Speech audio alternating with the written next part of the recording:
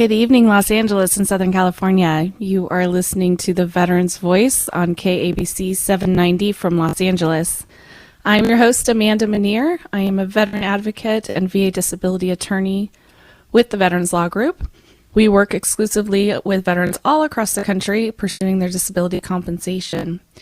The Veterans Voice, the show is all about highlighting and honoring veterans, recognizing organizations that are helping veterans, and also providing important news, answering questions on how you can get support as a veteran or a family member of a veteran in dealing with the VA. This is a live show. We would love to take your calls in dealing with anything related to VA disability compensation. If I can't answer your question, I can generally point you in the right direction. A little background on me. Again, I am an attorney. I worked for years as a business attorney.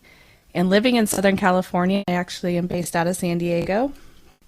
I have had friends and people who are very near and dear to me who served in the military, ultimately became veterans, and I kind of just watched the process, especially as many of them came back from Iraq and Afghanistan and were struggling with the VA, and kind of like looked at, okay, what skills do I have that I can help kind of support these veterans and dear friends of mine. At that time, I didn't know anything about the fact that you as an attorney can help veterans in a full-time capacity. But I found my way to the Veterans Law Group working with the owner, Mark Littman, who has been doing VA disability work for about 25 years. So there's nothing like learning from one of the best. And now I spend a lot of my time educating veteran service officers, educating veterans directly on not only what they can, how to navigate the process. It is a bureaucracy. It can be very frustrating. And I look at it as I'm kind of quality control for the VA. My job is to make sure that the VA does what they're supposed to do in your particular case or the cases in which we're working on. So also on this show, what I want to do is highlight, again, people who are helping veterans who are also veterans themselves. So this evening, I am happy to welcome Jeremiah. He is a U.S. Navy veteran. He is currently working his way through the VA disability process, has gotten some stuff done, also struggling with others. And he has established himself as a post-military career as a VA mortgage lender. So we're going to talk a little bit about mortgages today as well. If you have questions as we're going about, please feel free to call in and we would be happy to take your questions. The number to call in at is 1-800-222-5222. That's 1-800-222-5222. Jeremiah, are you with us? Hello, Amanda. Yes, I am. Good evening. How are you? I'm good. Thank you so much for joining me. I really appreciate it. Hey, thank you for having me. Absolutely. So you are based out of Sacramento, correct? Yes, I am. And is Sacramento home to you? It is. It's where I grew up and had all my firsts, and decided that I needed to go do something different, and I went into the Navy from Sacramento and swore that I would never come back here when I left, and here I am. I did 10 years in the Navy. That's where you and I met, in San Diego, and just for some reason, when I was done and decided to part ways with the Navy, it just made sense to come back up here where my family was. Yeah, absolutely. And that was kind of the first thing I wanted to get into, is spend a little bit of time of talking a little bit about your military career, starting out with what was it that kind of prompted you to join the Navy? Well, a friend of mine, his mom pointed out to us that we weren't really living, we were just existing. And at the time, we just dismissed it. We were just 20-year-old kids who knew better than her, and right, we thought it was completely okay that we were failing out of junior college. And then as just some time went by, and I ended up breaking my arm, and I kind of found myself in a bad position, and I was like, wow, I don't really have a good job. I don't have a lot going for myself. I said, I don't have any money. What am I going to do to change this? So it took about 6 months to get my arm healed up, and during that time, one of my buddies had gone into the Army.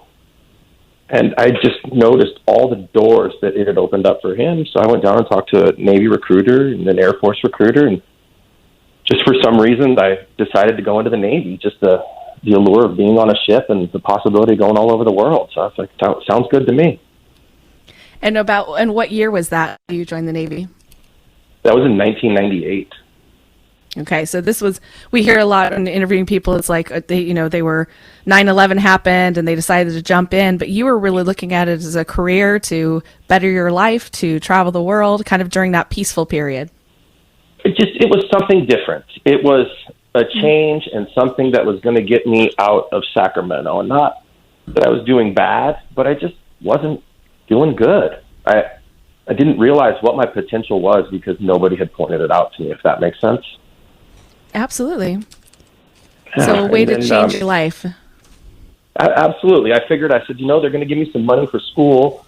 They're going to send me to this electronics school for 2 years, which, sounded cool, right? I was like, sure, I can learn that. And it was just something different. So I figured, Nice. Worst case scenario, I knew I could get a job better than waiting tables when I got out. And so, I went in. I went to boot camp at Great Lakes. I was there. I started in September of 1998. Did my 2.5 months there, and then I was in Great Lakes for a year going through school. And it was wonderful just being in Chicago during that time period. I was like, didn't really feel like I was in the military, so I was just going to school. Then I ended up going to a ship for a few months in the summer of 99. And then I went to Virginia Beach, Virginia for a year for follow-on school there. And then I went out to... go ahead, I'm sorry. Go ahead. No, go ahead. I was going to say, and then from there I made it out to San Diego to my first permanent duty station on board the aircraft carrier USS John C. Stennis. Nice. I know a few people who served on the Stennis, that's for sure. And you served for how many years in the Navy? I was in the Navy for 10 years total. And was the majority of that based out of San Diego? Yes. I did 2 years in school, 4 years on an aircraft carrier in San Diego that half the time we were gone, so all over the world. And then I was stationed in Point Loma for 3 years for shore duty. And during that time, I actually got activated on a 14-month tour to go overseas in Iraq in 2006. And then I was embedded with the Marine Corps infantry unit over there. And so that was kind of broken up. So the majority of the time I was centered in San Diego, but I went out to various places. Well, and I would love to talk to you a little bit about kind of how the Navy changed, or what your, how your service changed after 9/11 happened. Because I know that was, going into the military with a certain idea of what's going to happen. And then, like you said, you ended up embedded with forces overseas. You're listening to 790. I'm with the Veteran's Voice, and this is Jeremiah. He's talking a little bit about his Navy career. So tell us a little bit what happened, like kind of from your perspective after 9/11 happened, from serving in the military. I mean, it was just different. It was odd. I remember the day we were actually out to sea and we were supposed to pull back in the next day. We were just doing carrier quals, which is when the squadrons come out and practice landing and taking off on the aircraft carrier. And I remember just waking up, getting ready, and there was something going on the TV, and it just looked different. And then we saw the second plane go into the tower, and I remember our commanding officer came over, and he basically explained to us what was going on, and like the next words out of his mouth was, "We are at war." And what's so interesting is I remember hearing those words, and at the time it was very surreal. But 20 years later, looking back on it, it's like, well, we're still at war. And I remember, and because that's defined, basically for the next 8 years, it defined my life in the military. And then for a chunk afterwards, I was defense contractor. So it's still, I was still working in that capacity, sorting the military. And it's just, it's changed me so much. And I guess when I went overseas and was embedded with the Marine Corps, it completely changed my outlook on the war. At that point, I was just some guy on an aircraft carrier going cool places, watching planes take off and fixing electronics. That was kind of the extent of my job. We'd complain about the heat, and then we'd go into the air conditioning. We'd complain about the air conditioning.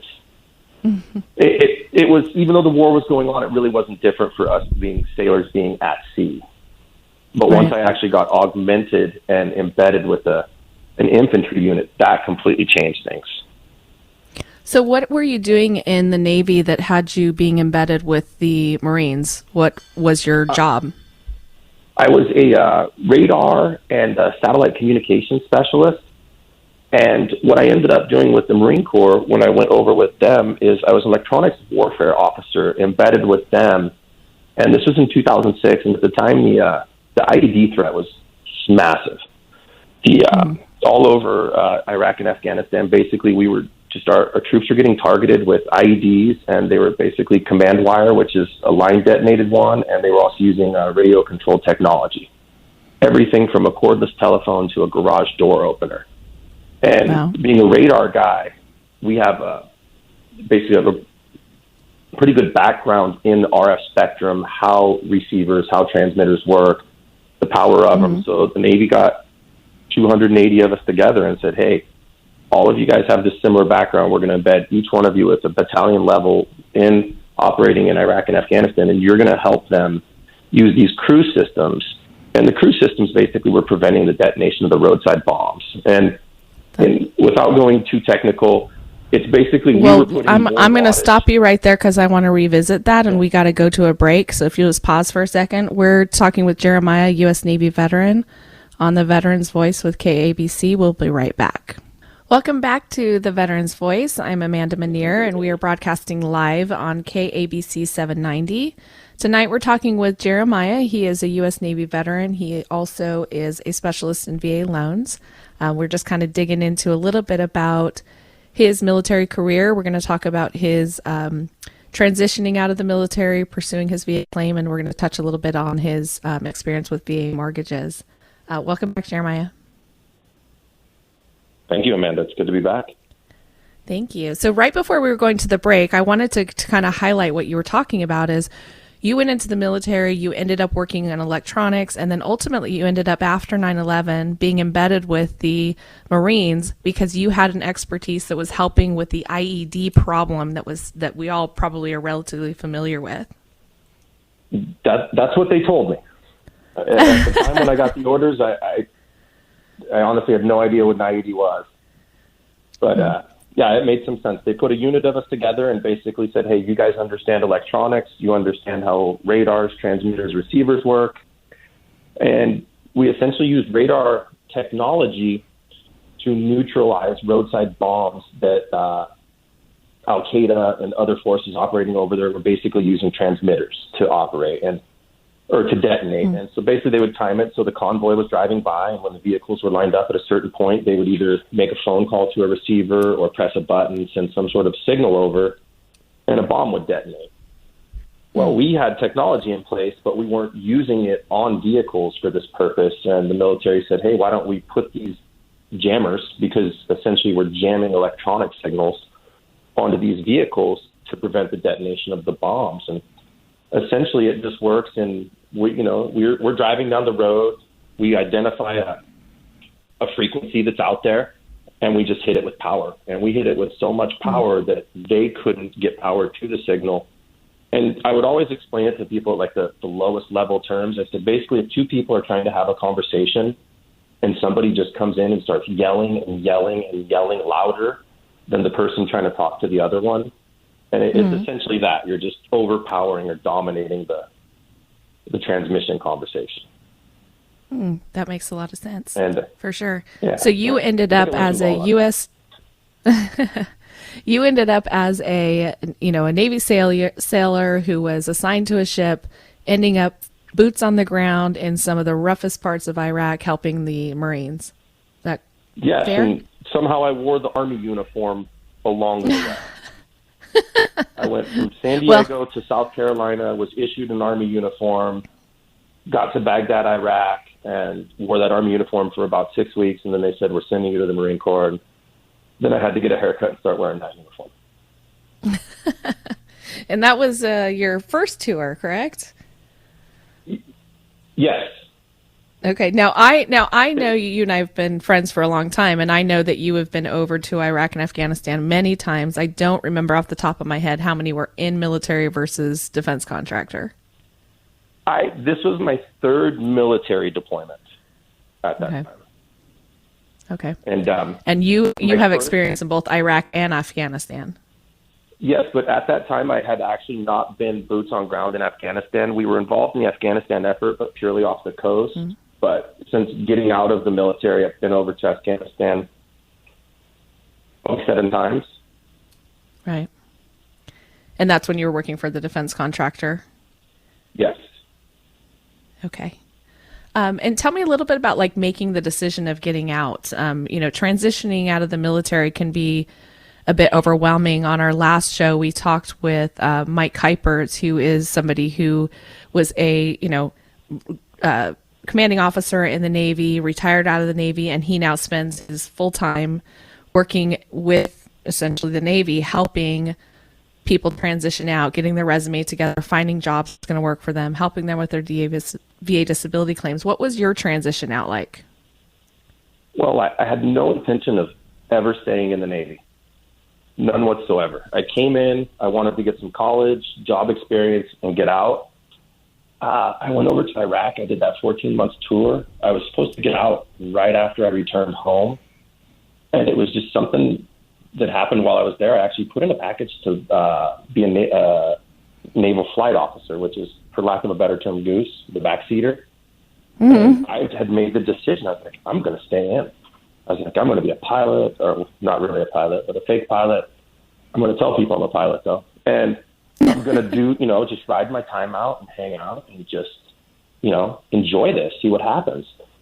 And I was talking with some of my friends of mine, and this was my decision while I was in Iraq. And then I came home in 2007, and things were just different. Right? My naval career was moving along nicely. I picked up chief. I was making rank very fast. I was, because of the tour I've just been on, I was given a lot of latitude and freedom that most sailors don't normally get. Right? It was just, but I kind of at the same time, I was like, yeah, I'm just going to go be this pilot. I'm going to hang out. Like, everything was changing. And I kind of realized that. And I was like, I don't know if I want to be a part of this change. And I had a conversation with my buddy Chris, and he was contemplating the same thing.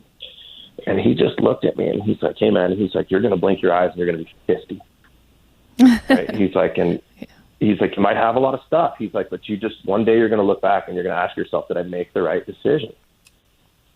And that stuck with me. And I started seeing more and more changes going on. And then I was just like, I think I need to get out of the Navy. And I was like, I'm just going to stick with my original plan and get out. And I wanted to go to graduate school. So I was going to go to graduate school. And I caught a lot of grief from the military. It's like, why are you getting out? Your career is so good, this and that. Nobody ever understood. I was trying to explain to them that things had changed. And they're like, no. So I just, I never planned on staying in. So finally I just defaulted to that. I got out. Right. And go ahead. I'm sorry. Oh, no, I was just going to say that I know that a lot of people were putting a lot of pressure on you because not many people make chief as fast as you did. So your career was, they didn't want to lose you. I understand that completely. I want to talk a little bit about the kind of transition in the VA disability process, since that's a large subject of what we talk about on this show. One of the things I ask when I'm interviewing veterans is I ask them is, what kind of education were you given? We all know, if you're a veteran, you've heard something called the TAPS class and that kind of thing, but you're working also in VA loans, and like, what kind of education were you given on the way out? Was it thorough? Was it quick? Did you know what you were doing when you got out? Did you think it was important? Absolutely nothing. It was recommended that we go to TAPS class twice, once at a year out, and then again at like 2 to 3 months out. That was very unique and only done at a handful of commands. I went both times, and I feel like the information was less the second time I went. And they basically said, you can get unemployment, you can go to college. And that's state unemployment. We're not talking about a VA unemployment, right? No, there was a representative in there from the EDD who pretty much ran the whole program. And I was like, so I now know how to apply for unemployment and where I can get resume help. I was like, neither of which I need. Right. There wasn't any talk about the GI Bill, what's available to veterans. No discussion whatsoever about VA claims for disability. There was a brief touch on it and said, if anybody got injured and has their medical record and is staying in San Diego when you get out of the Navy, come see me. And it was like, from looking back now, I realized that was the VA medical rep part. or the help okay. with the claim, whoever that was supposed to be. And like, I didn't even know the VA loan existed or what it was about. And you're talking about the loan for a home, the VA mortgage loan. Yeah, the VA home loan. Yeah. Yeah. Right. I knew about my education benefits only because I ended up having to use my GI Bill to pay for a couple months of school while I was in. And so that's where I got schooled up on that. And so I knew how to use it when I got out. But a lot of people don't even know how to use their GI Bill when they get out. Right. And I think that the VA, just to do a little bit of education here before we close out the half hour, a lot of what the VA kind of depends upon is people, organizations, and outside things. So with the GI Bill, they depend upon the schools to educate the veterans on what they get for the GI Bill. It's really hard to just find straight information about the GI Bill. When it comes to disability compensation, what I've talked about on the show before, and I believe you and I have talked about it as well, is it's not thoroughly discussed. And even if it is, it's like on the checklist of things you got to do to get out. And all you care about at that point is doing your checklist to get out. You're not really thinking about, like, I'm going to be out of the VA, I'm going to be out of the military, I'm going to be disabled. And that's such a huge word to put on somebody, is your disability compensation. But one of the things that I tell people all the time is, so for those of you who are not veterans that are listening, it's basically a formula where somebody who goes into the service, as part of their contract, when they sign the contract, we as the public say to them, we're going to compensate you for any disability that you incur while you are in the service. So that could be a back injury, a knee injury, it could be psychological with PTSD. And it's our job to say, okay, this is part of the contract. When you get out, if you have this disability, you have an in-service injury, you have a current disability, and there's a link between the two.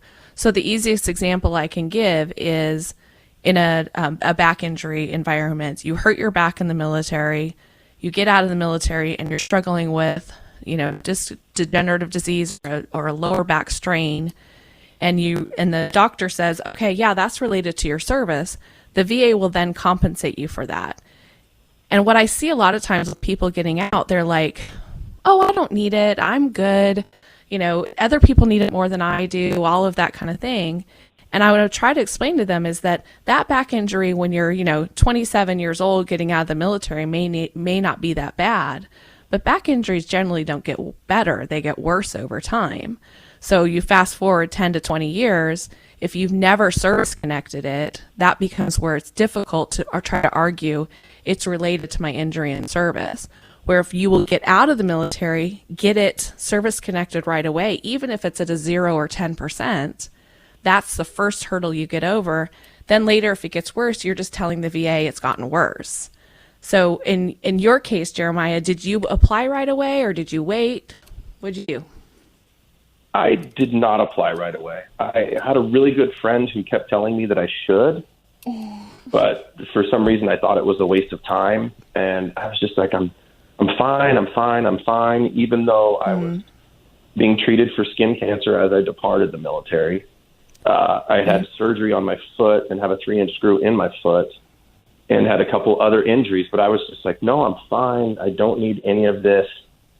And then one day it just kind of dawned on me that maybe, I should get some of this stuff looked at and taken care of because it's going to be a problem down the road. Right, exactly. And we're coming up on a break here, and I want to talk about that when we get back. As much as you feel comfortable about it, I'm certainly not going to ask you to share all of your medical details to the world. But you had a couple of unique circumstances, specifically on the skin cancer you mentioned, and also the back claim, which we are currently in the process of pursuing. So when we get back, I kind of want to circle around about that, talk to you about what your process has been, your experience with comp and pen exams, dealing with the VA Medical Center, that kind of thing. You also had a couple of unique things because you were overseas as a defense contractor in the middle of this process.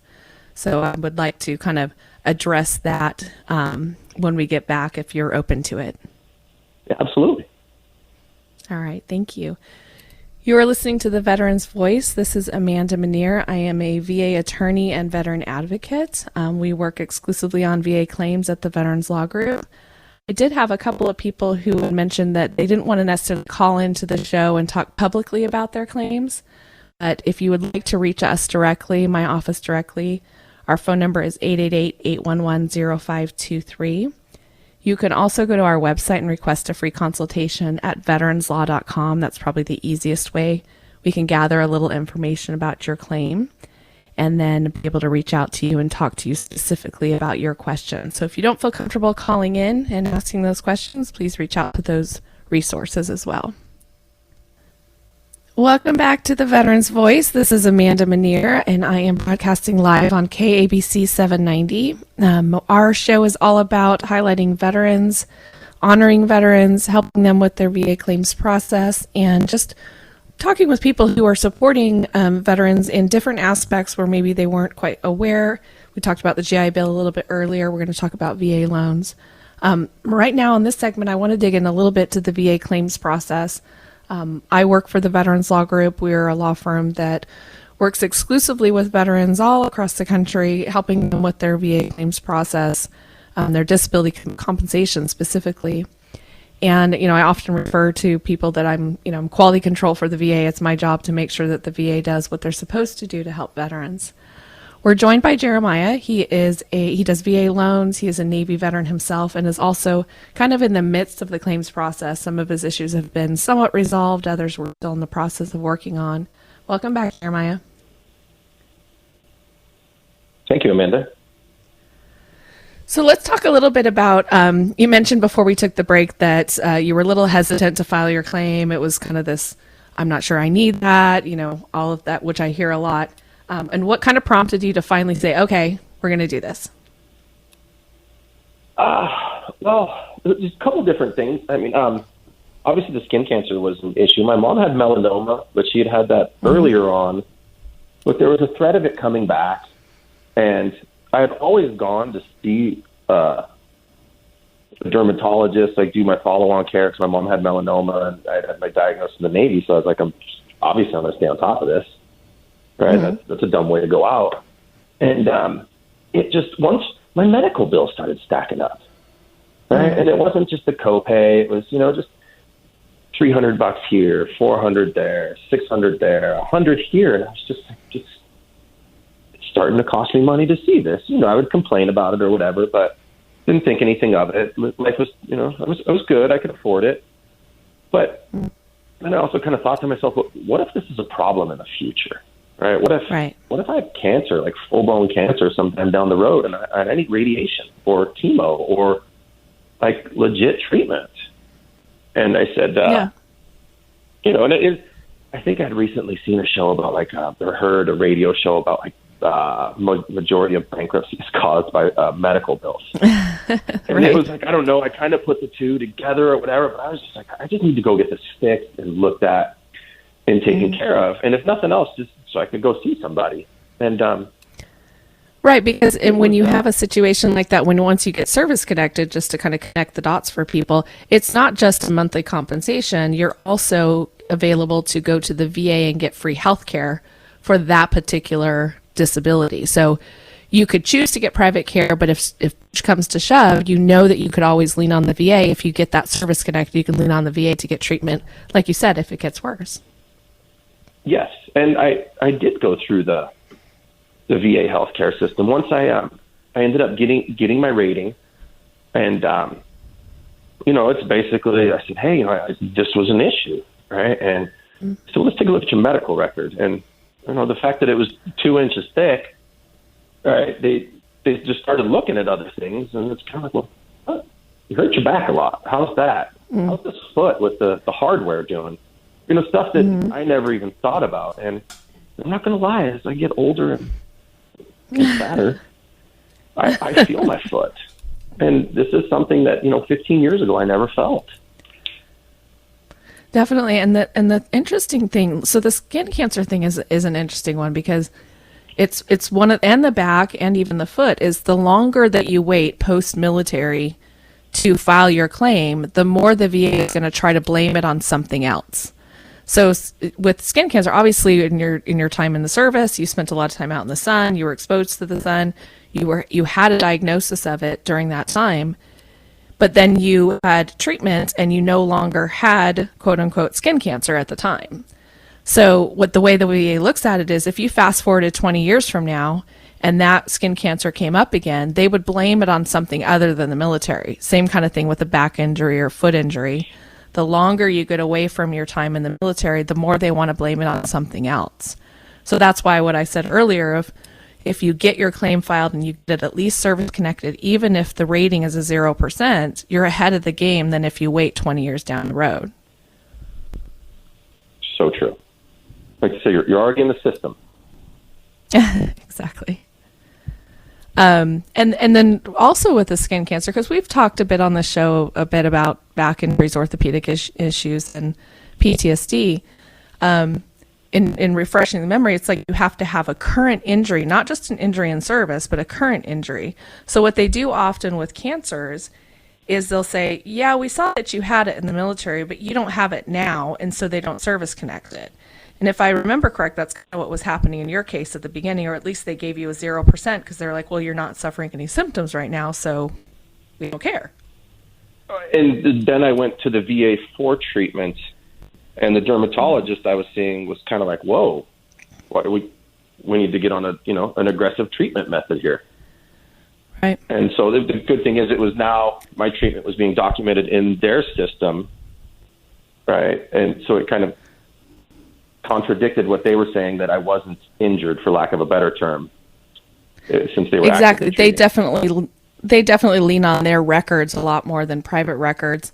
I also remember in your case, one of the fun things that we did is annotate your service treatment records, because if right now they're mostly electronic records, but 10, 15 years ago they were doctor scribble on a piece of paper. Where the funny thing about it is that when you submit those, service treatment records, or the VA automatically, quote unquote, automatically gets them, but they don't always know what they're looking for. So you file a claim for a back injury and they're looking through the doctor scribble and don't find a back injury, but you can look at it and say, no, that scribble right there says back injury. That scribble right there says skin cancer. And so we did a little bit of annotation on the service treatment records to point out to the VA, no, this is what the doctor's scribble actually says. Because they don't, for one thing, it's not in there, they don't have an incentive really to search it out and to try to figure out what the doctor's scribble said. Do you remember us working on that? I do. Excuse me. Yes, so you were able to okay, I know I had a back injury around this time, and I can see that that's what it says is back injury. Yeah, and I remember we were just basically going through, and honestly, it was the dates. It was, I know that in September of this year, this happened, so we were just going off the dates, and like you said, just pulling chicken scratch out of my record to, here was this appointment, here was this one, here was this one. And right. I also happened to have the misfortune of my medical record got lost while I was in the Navy, so that was tough too. Yeah, tell me a little about that, because it's not that uncommon. How did you end up locating them there? Where they just show up? I did not end up locating it, but somebody had actually said to me at my very first duty station when I left Great Lakes after a year of training, they said, everywhere you go, they're going to hand you your records. This is the only time you're going to have your hand on your records, so go down to Kinko's and make a copy of everything. Yep. What I did is I happened to be home on leave. I gave it to my mom. She went to work, 21-year-old kid. She made a copy of everything. But I kind of just did that every duty station. Every time I transferred to duty station, I made a full copy of my record. So when my record actually got lost, I was able to say, well, here's a copy. Right. And that happens a lot. I mean, it seems so weird that it happens like in modern age. I worked with a veteran who served in Korea and Vietnam. And his story is he was serving on DMZ in Korea. He was on his way home, and he had shipped his stuff home, including his medical records and stuff. And they ended up diverting him and sending him to Vietnam. So his medical records never included anything with regards to Vietnam. So that's one of those kind of puzzle pieces that we, as an attorney representative, we have the resources and the ability to kind of put the puzzle together to be able to show the VA that it's not that it didn't happen. It's that you guys lack the records, and it's not as common as you would think that a government agency bureaucracy would lose records. Imagine that. Go figure, huh? Definitely. So your claims process, like we've talked before about how you have to, you file a claim, you get scheduled for comp and pen exams, they do an evaluation, they decide, medical opinion, are you service connected, and then what your evaluation is. And with you having been overseas a number of times, you had a little bit of difficulty in getting into those C&P exams. Yes, it was definitely an issue getting to the appointments. And I remember we were running into an issue, basically, like I was ducking the appointments, for lack of a better term, or refusing to go. Isn't that what they were kind of looking That's at? what they were claiming? That's what you were claiming, and yet they were ordering you for an exam when you're on the other side of the world? Mm-hmm. And then when I finally did get back in the country and we were able to schedule all of my exams, it was just an interesting process. It seemed like I had an orthopedic surgeon do surgery on my foot. Mm-hmm. But when I went for a consultation on my foot, it was with a nurse practitioner. That happens a lot, yes. Same thing with my skin cancer. I went and saw an oncologist, an MD, but I met with the physician's assistant. And they were always the ones telling me, hey, there's nothing wrong with you, you're fine. And I found out later that was very common with the VA. Definitely. They just use a lower level of care to do their assessment. And that's part of what having a good representative is important, to be able to point out to. So there's a what we call a NOR challenge. It's the name of a case. It's NOHR, where you as the veteran have the right to request the proper credentials of the person who examined you at the VA, to ask the VA, essentially, show me that they're qualified in order to do that. The VA never does that. They usually end up just scheduling you for a new exam. But I want to, we're kind of coming up against the break, and I want to definitely next segment talk a little bit about the VA loans process. It's something I don't know anything about, and I would love for you to help our listeners kind of know about that process, what the benefits are, and how you're able to help them. So we're going to take a break here. When we get back, we're going to talk again with Jeremiah, who is a U.S. Navy veteran. He has been through the compensation process, deals with VA loans. So we're going to help provide that resource to our audience. If you have any questions coming up, please feel free to call us at 800-222-5222. That's 800-222-5222. This is the Veterans Voice, live on KABC 790 out of Los Angeles. Welcome back to the Veterans Voice. This is Amanda Manier. I am your host, and we are broadcasting live on KABC 790. Tonight we're talking with Jeremiah, who is a U.S. Navy veteran. He has gone through the VA claims process, or is in some issues and also in the midst of them on others.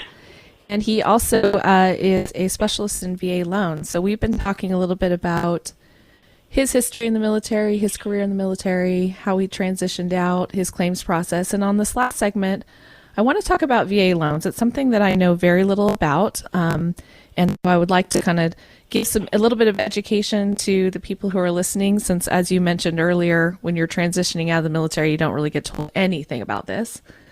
So let's talk a little bit about kind of how you got involved with VA claims, with VA loans, and then we'll go from there as to kind of what the benefits are for a veteran to pursue that versus a conventional loan.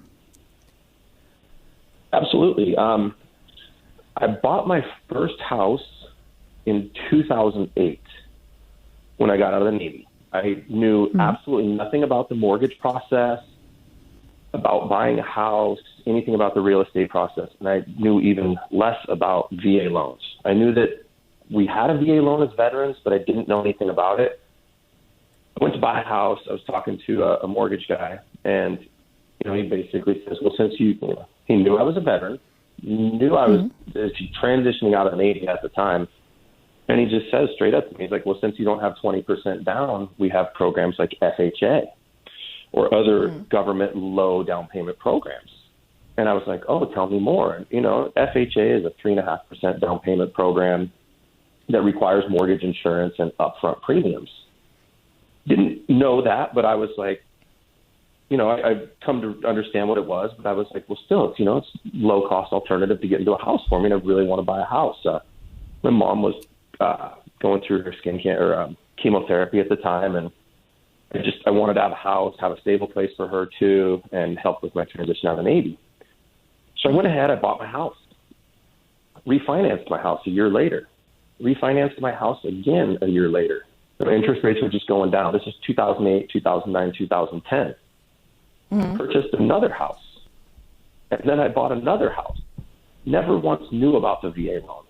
And I blame myself because this was over like a 4-year period and I was just ignorant. I wasn't aware that it was out there. But I was also, when I'd asked about it, the one lender mortgage guy that I asked, I said, what about the VA loan? He told me that it was difficult. Everything had to be approved through CalVet, and it was a worthless program, and the interest rates were higher. All of it was lies. I found out when I was in the industry and I actually knew what I was doing. I went back and looked at all my mortgage paperwork. He just got paid really, really well for putting me on that loan. And the money for him, or just lack or complete ignorance about the VA loan process, because some mortgage brokers will just avoid it completely because it's like, oh, that's too complicated. I don't want to have to deal with that. Yes, and I deal with a lot of realtors who don't want to deal with VA loans, and they're scared of the transaction just because they say, the VA loan is designed for veterans. It's there. It's a benefit. It's an earned benefit. Right? It absolutely allows us as veterans to purchase a house for zero down. Right? But in addition to the zero down, there's also certain protections in place that protect the veteran, certain inspections that have to be performed, certain repairs that need to be done, and there's also fees that can't be charged to the veteran in the transaction. Right? We either as the lender have to pick them up, seller. And so a lot of times realtors they won't deal with a VA transaction. And fortunately, that stigma is going away, and they're becoming a lot more friendly and familiar to it. And a lot of times when people see a pre-approval coming across for VA paperwork, they almost know that the transaction is going to go a little bit smoother because it is guaranteed by the government. And so definitely. I found that it's been more helpful over the past few years. Yeah, and I've, interestingly enough, like I said, I know very little about it, but I know realtors, including my sister, who is based as a realtor, and she's based out of Colorado Springs, which is a high military, overturn and veterans there and all that kind of thing. And so she has gone as a realtor intentionally to learn about it because it's so relevant to her community. And I would imagine, California, Texas, and Florida are some of the highest concentration of veterans, that it would, behoove not only mortgage brokers, but also realtors to educate themselves on that, because it allows veterans to get in homes, like you said, with zero down, where they're not dealing with, a lot of other restrictions. It's a very controlled, like you said, a benefit. I like that you pointed out that it's a benefit to the veteran that is earned. It is an earned benefit. And what's nice is it's a multiple use benefit. You can use it more than once. It's not a one and done type thing. You can't use your VA loan, go out and buy one house and just be done with it. You can use your VA loan. Let's just say you purchased a house 3 years ago with your VA loan and your interest rate was 5%. And interest rates are very low right now for VA loans. They're under 3%. And you said, I want a lower interest rate. The VA has a program out. It's called an IRRL, IRRRL. Interest Rate Reduction Refinance Loan. It's basically a program that looks out for the veteran that says, hey, you already have a VA loan. By doing a refinance, it's going to save you money. So we're going to go ahead, since your loan's already approved, and streamline the process. We just want to run your credit, fill out the application, and verify you still have a job. At that point, your loan is approved, and it moves through with minimal documentation. It's one of those benefits that keeps benefiting the veteran. But let's just say you outgrow your property, or you just have to move for whatever reason. You sell that house and you go ahead, and your VA loan, you can reuse it again to purchase another property. And one thing I've actually been working with some borrowers. Oh, please go ahead. No, go ahead. Finish. I've been working with a handful of borrowers over the past couple of years, and they're a little more savvy, but they basically, have been using their VA loan to buy investment property. And that's not what the VA loan is there for. And so it's not there to make you rich. But what they're doing is you can buy up to a 4-unit property with your VA loan as long as you live in one of the units.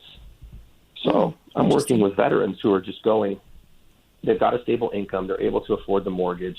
They're buying a property where the units are already rented out. So they're able to use that rent. And for zero down, they're walking into a cash flow investment. and a place to live. And they're becoming savvy enough and knowledgeable enough of the loan process that once we've got enough equity established in their property, we can refinance the loan and change the loan type for the property. And then they use their VA loan to do the same thing over again. Wow, that's something I hadn't been aware of. Now, I do know that, or I'm wondering, I guess, if with the people that we work with, the majority of them are 100% disabled, or that's where we're pursuing. What's your experience on dealing with VA loans versus non, if they are getting VA disability benefits? Like, does the VA loan understand that better of like, okay, they're permanent and total, they're always going to be getting their, $3,400 a month, and it's a guaranteed government payment. Have you had any experience with, does the VA loans recognize that a little better than a conventional or an FHA?